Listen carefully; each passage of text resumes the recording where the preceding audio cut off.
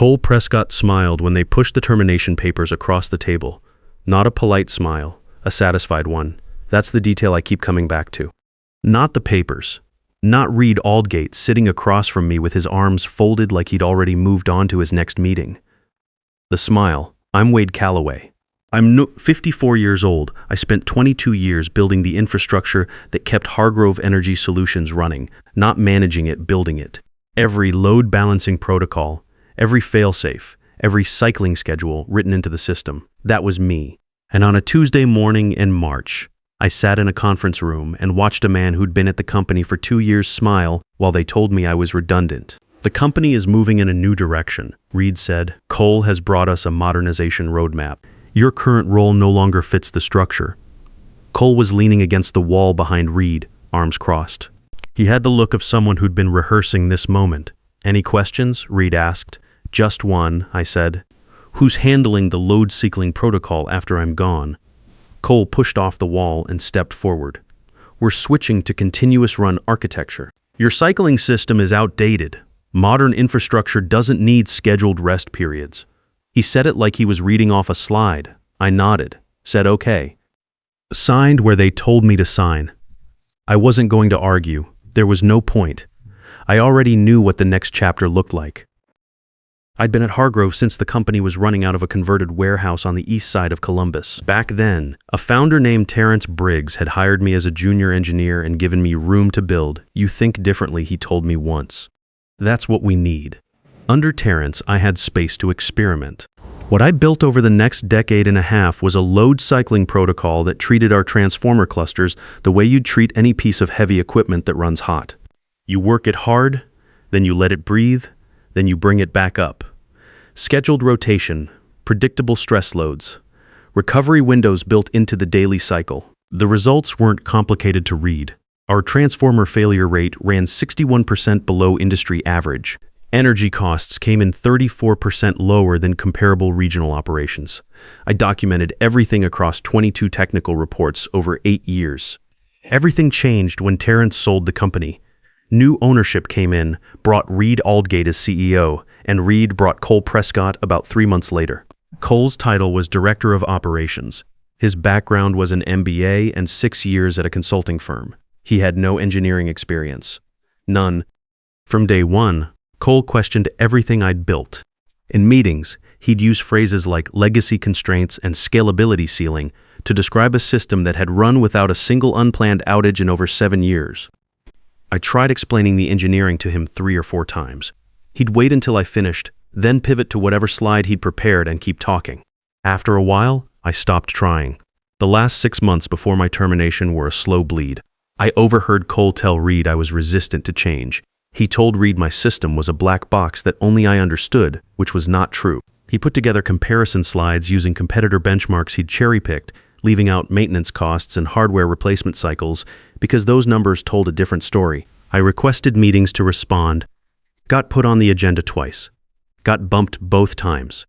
I thought about going over Cole's head, considered it seriously for about a week. Then I thought about those 22 technical reports sitting in the server archive, time-stamped, version-controlled, untouched. I thought about the backup logging system I'd built into the grid infrastructure back in 2019 after a minor data glitch, a secondary server that captured a full system snapshot every 6 hours. I'd never mentioned it in any documentation because it was a personal failsafe, something I'd added quietly and maintained on my own.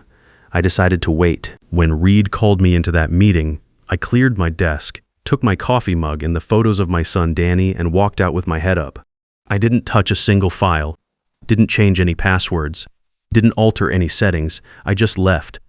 I want to be clear about something. I didn't know exactly what was going to happen or when. I had a reasonable prediction based on 22 years of understanding how that system worked. Cole had been pushing for continuous run architecture for months. The moment I was out the door, there was nothing standing between him and the override controls. Before I left the building that last day, I stopped by Gary Teller's workstation. Gary had been on my team for 9 years. I'd trained him from his first week. I didn't say much, just told him to keep an eye on the Eastern Transformer cluster temperatures and to document anything that looked unusual. He asked me why. I told him to trust me and write everything down. He nodded. Gary was the kind of man who didn't need things explained twice. I drove home, made a pot of coffee, and sat at my kitchen table looking out at the backyard. The fence on the south side needed fixing. I'd been putting it off since fall. I figured I'd get to it that week. I had some time on my hands. I spent the first 2 days doing nothing in particular. Fixed the fence, cleaned out the garage, called Danny on Tuesday night, and told him I'd left Hargrove. He went quiet for a second, then asked if I was okay. I told him I was fine.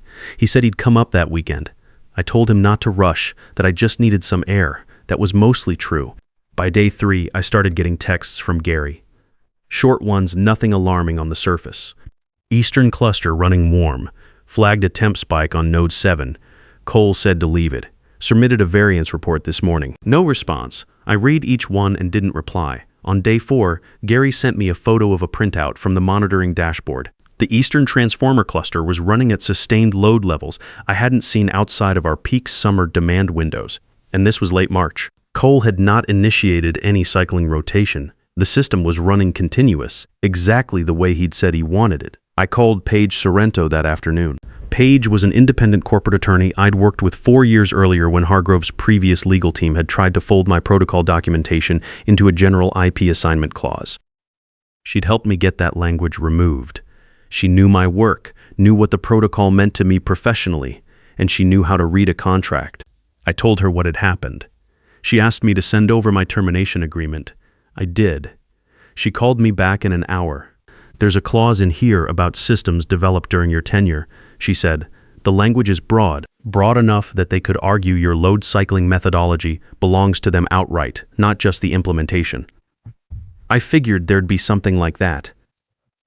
Don't sign anything else without calling me first. And if they reach out about consulting, let me handle the contract. I told her I would. We hung up. On day 5, just after 11 at night, my personal email got a flood of automated alerts. I'd set up a monitoring script years ago that pinged a personal email address whenever grid load variance exceeded a certain threshold across 3 or more nodes simultaneously. It wasn't tied to any company system. Just a script running on a private server pulling data from publicly logged grid output records that Hargrove filed with the State Utility Commission. Public data. Anyone could access it. The alerts told me the Eastern Distribution Zone was spiking hard across 5 nodes at once. I checked the timestamp. The spikes had started around 11:20 p.m. I put my phone on the kitchen table and made a cup of coffee. Sat down. Waited. The calls started at 2:50 a.m. First one from Gary. Then 2 missed calls from the Hargrove Operations Center main line. Then Cole, then Reed. I let all of them go. I want to explain why, because I know how it looks. A cold storage facility in Marysville lost power that night. 2 manufacturing plants in the Eastern Zone dropped to backup generators. Real businesses, real people affected. I'm not dismissing that, but here's the thing. I had submitted 22 documented warnings about exactly this scenario over 8 years. I had flagged the risk of continuous run architecture in writing to Cole 4 times after he arrived. Gary had submitted a variance report 24 hours before the failure that Cole had ignored. The system had told everyone what was coming. Nobody had listened. And if I picked up that phone at 2:50 a.m. and ran over there and fixed everything quietly, it would happen again. Maybe not next month, maybe not next year. But it would happen again, because nobody would have had to sit with the consequences long enough to understand them. So I waited 50 minutes. Long enough for the alerts to climb the chain. Long enough for Reed to get a call from Grant Holloway, the board chairman. Long enough for this to become a board-level problem instead of an operations footnote. Then I picked up when Reed called the second time. His voice was tight. We need you here. I don't work there anymore. Silence then. Name your price. 25% of documented losses from this incident. Structured as an emergency consulting fee. I want that in writing before I walk through the door. He agreed. I called Paige, woke her up, and she had a 1-page letter of engagement drafted and emailed to Reed within 20 minutes. Reed signed it and sent it back. I drove to the operations center. When I walked in, the place looked like controlled chaos trying to become uncontrolled chaos. Technicians at every station. Cole was standing in the middle of the server room with a printout in his hand, telling 2 junior engineers to force a hard reset on the Eastern cluster.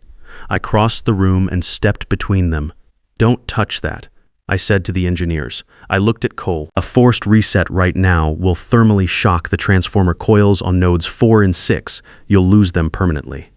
That's about $800,000 in hardware, not counting the replacement timeline. Cole stared at me. You don't have authority here. Reed signed a consulting agreement 40 minutes ago. I have authority over system restoration decisions until this incident is closed. I pulled out my phone and showed him the email. You can call him if you want. He didn't call. I turned to Gary, who was standing near the back of the room watching all of this. Get the site camera recording, I said. I want full documentation of everything from this point forward. Incident protocol. Gary nodded and moved. He understood what I was actually doing. The cameras would record Cole's behavior, his instructions, his responses, all of it time-stamped. Then I sat down at the primary workstation and got to work. The system needed a controlled 10-hour cooldown. No shortcut existed. I started the shutdown sequence on the overloaded nodes, brought backup distribution online through the western cluster to cover the affected zone, and began the slow process of walking everything back from the edge. Around 4 a.m., Cole came and stood behind me. You knew this would happen, he said quietly. I documented that it would happen. There's a difference. You could have prevented it. I kept my eyes on the screen. I tried to prevent it for 2 years. You stopped me. He walked away. I kept working. By 6 a.m., the temperatures on the eastern cluster had dropped enough that I could start thinking about the next phase. The immediate crisis was contained. The cold storage facility in Marysville was still running on backup power, but the 2 manufacturing plants had been restored to the main grid around 5:30. Gary had been at my side the whole night, running checks, pulling logs, doing exactly what I needed without being asked. Around 6:15, while the system was in a stable holding pattern, I opened the maintenance log archive. What I found there stopped me cold for about 30 seconds. The log entries from the 5 days since my termination had been edited. The original override commands Cole had entered to disable the cycling protocol were gone. Someone had gone into the primary log and cleaned the record. What remained was a sanitized version that made the outage look like an equipment anomaly rather than the result of a deliberate configuration change. I pulled up the secondary backup server, the one I'd set up quietly in 2019 after a minor data glitch. The one that captured a full system snapshot every 6 hours and stored it on a separate physical drive that wasn't part of the main network architecture.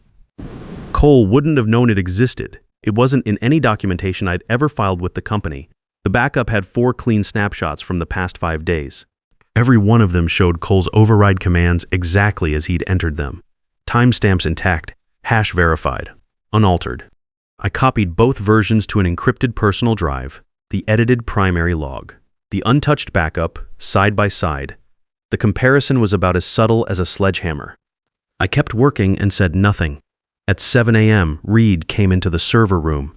He looked like he hadn't slept. He stood behind me for a moment watching the screens. How long until full restoration? He asked. Eastern cluster back to normal operations by early afternoon.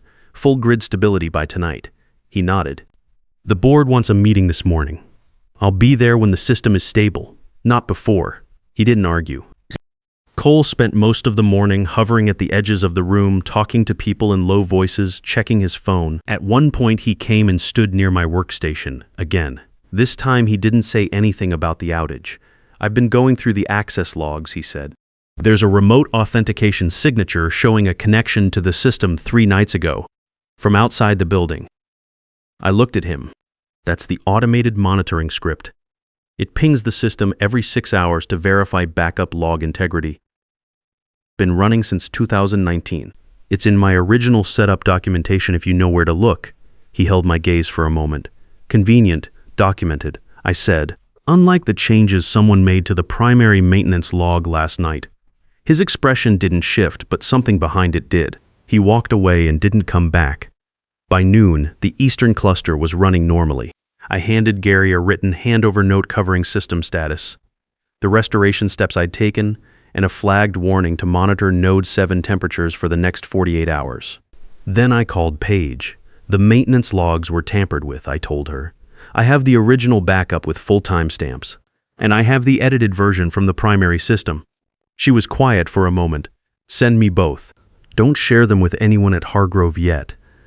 There's something else. During the restoration, I found evidence that Cole has been in contact with a company called Arcbridge Systems. They've been pitching the board on outsourcing Hargrove's entire infrastructure operation. I found a draft proposal in a shared folder Cole had left accessible during the incident recovery. It had internal Hargrove specs in it, specs that shouldn't have left the building. Another pause. How current is that proposal? Dated 6 weeks ago. Okay, Paige said. I need you to document exactly where you found it and how you accessed it. Don't touch anything else in that folder. I'm going to make some calls. I cleaned up my workstation, gathered my things, and went upstairs to wait for the board meeting. The boardroom had a long table and 12 chairs. Grant Holloway was already seated at the head when I walked in, along with 4 other board members I recognized from quarterly presentations. Reed came in behind me and took a seat near the middle.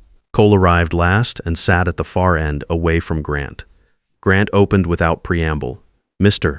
Calloway, the system you designed failed last night. The system I designed ran without a single unplanned outage for over 7 years, I said. It failed 5 days after someone disabled its core operating protocol. I'd like to show you what that looked like. I connected my drive to the conference room display and put both logs on the screen, the original, the edited version. I walked through the timestamps without editorializing, just the sequence of events. Cole's override command entered on day 1 after my termination. Gary's variance report on day 4. The spike on day 5. The log edit happening in a narrow window at 1:30 a.m. during the outage itself. The room was very quiet. Grant looked at Cole. Did you modify those records? Cole shifted in his seat. The log entries were clarified to reflect the operational intent of the changes made. That's not a no, one of the board members said. Cole started talking about documentation standards and administrative access protocols. Grant let him talk for about 45 seconds, then raised one hand. Who gave you authorization to disable Mr. Calloway's cycling protocol? Cole stopped. Reed. Grant looked down the table. Reed's jaw tightened. I approved a general modernization directive. I didn't authorize a specific override of the load cycling system. The silence that followed was the kind that does real damage. Grant set down his pen. We'll take a short recess. The recess lasted 22 minutes. I stood in the hallway and drank a cup of coffee from the machine near the elevator. Reed came out at one point, stood a few feet away, and looked at the floor. I didn't know he'd tampered with the logs, he said. I know. That doesn't excuse the termination. No, I said. It doesn't. He went back inside. I finished my coffee. When we reconvened, Paige was seated at the table. She'd arrived while I was in the hallway, introduced herself to Grant, and placed a folder in front of him before I'd even sat down. She worked fast. That was why I'd called her. Grant opened the folder. Inside were printed emails between Cole and Nolan Ferris, the CTO of ArcBridge Systems. Paige had obtained them through Hargrove's own IT security team, who had pulled Cole's company email archive once Grant had authorized an internal review during the recess. The emails told a clear story. For at least 4 months, Cole had been feeding ArcBridge internal information, load capacity data, client contract structures, infrastructure specs that ArcBridge would need to put together a credible outsourcing bid. The most direct email was dated 7 weeks ago. Cole had written to Ferris. Once the current engineer is out, we move to phase 2. Get your bid ready. We split the referral the way we discussed. Grant read it twice, set it down. Looked at Cole. Cole said nothing this time. Security. Grant said to the room in general. A man near the door nodded and stepped out to make a call. Grant turned to me. Mr. Calloway. What does full system restoration require from this point? The Eastern cluster needs 48 more hours of monitored low-load operation before I'd clear it for full cycling. After that, the system runs itself. I'd want Gary Teller as point of contact for any adjustments during that window. Grant wrote something down. And beyond that, someone needs to go through every configuration change Cole made over the past 2 years and verify nothing else was altered without documentation. That's probably a 3-week audit. Would you be willing to oversee that? Paige slid a document across the table before I could answer. Mr. Calloway's terms are outlined there. 18-month consulting contract at 2.5 times his previous salary. Formal written acknowledgement in company records that the load cycling protocol is his original design, and a public statement to the full technical staff explaining the circumstances of his termination. Grant looked at the document for a long moment. Then he looked at Reed. Reed nodded once. Slow, like a man accepting something he'd earned. We'll have legal review the language this afternoon, Grant said, but the terms are acceptable in principle. He looked at me directly. I want to be straightforward with you, Mr. Calloway. The board should have been paying closer attention. That's on us as much as anyone. It was a plain statement, no performance to it. I respected that. I'll start the audit Monday, I said. Cole was escorted from the building that afternoon. I didn't see it happen. I was back in the server room with Gary running through the 48-hour monitoring checklist when it happened. Gary told me later. Said Cole had walked out without a word, carrying a laptop bag and a jacket, security on each side. Nolan Ferris and Arcbridge Systems lost their shot at the Hargrove contract before they'd ever formally submitted a bid. Page sent a letter to their legal team the same evening outlining what the email record showed. I never heard another word about them. 2 days later, Reed stood in front of the full technical team in the main operations floor. 22 people. He didn't use notes. He said that Wade Calloway's termination had been based on manipulated information and flawed judgment, that the load cycling protocol Wade had built was the foundation of Hargrove's operational advantage, and that it would be restored and maintained going forward. He said the company owed the technical team a better standard of leadership than it had provided. It wasn't a long speech, maybe 4 minutes, but he stood there and said it out loud to the people who needed to hear it. Afterward, Gary found me near the door. He put out his hand. I shook it. "We knew," he said. "The whole team, every one of us knew you'd warned them." That was the moment, not the contract, not Cole getting walked out, not Reed's apology, which was real enough but still belonged to a category of things that come too late. It was Gary, in a room that still smelled faintly like burnt insulation, telling me that the people who actually did the work had never been confused about the truth. I worked the 18-month contract, did what I said I'd do, completed the audit, restored the full cycling protocol, documented everything cleanly, and spent the last 3 months training 2 engineers to run the system without me. Good people, they'll do fine. When the contract ended, Grant offered me a permanent advisory role. I told him I appreciated it and turned it down. I had 3 other regional utilities that wanted consulting work. I was going to see where that led. He shook my hand and said Hargrove would call if they needed me. I drove home with the windows down. Danny was coming up that weekend. We were going to watch the game, and I was going to teach him how to properly restring a fence post because the one I'd fixed back in March was already leaning again. I didn't feel triumphant driving home, didn't feel bitter either. I just felt like a man who'd built something real, had it taken from him by people who didn't understand it, and got it back without having to become someone he wasn't. That's enough. More than enough, actually. If any part of this story felt familiar, you already know what I'm talking about. You've built something, spent years doing it right, doing it quietly, watching people with louder voices and thinner resumes collect the credit. Maybe you've been pushed out. Maybe you're watching it happen right now and wondering if it's worth the fight. It is.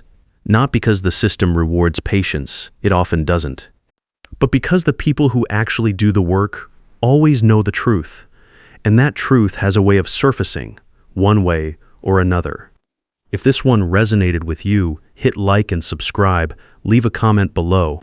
Tell me about a time you had to prove your worth to people who should have already known it. I read them all.